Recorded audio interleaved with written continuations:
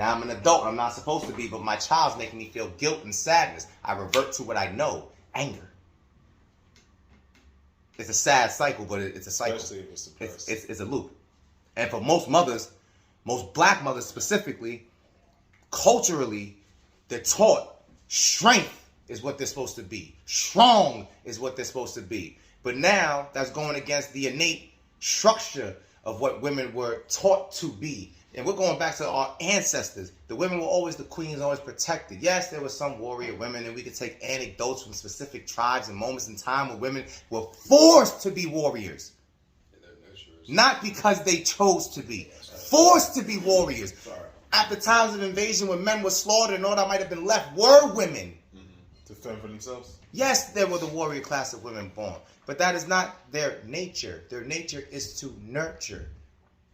So when they're forced to be in a situation where they have to create a masculine energy for protection, it almost causes psychosis. It's almost impossible to not have a state of psychosis that the individual's in, because they have to literally go against their own nature just to survive in a day-to-day situation. It's like that woman that's in the hood raising a child by herself, but she gotta get tough with niggas outside so that she don't get raped, followed home, her kid don't get taken and raped. But that means, how do I turn it off? When do I turn it off? I'm not supposed to be this anyway. Yeah. If you battle monsters daily, you become a monster at some point. Absolutely. And, you know, a lot of those times with those single mothers, especially in the hood and shit like that, you know, a lot of men behind bars are products of single mothers. Majority. Statistically, proven.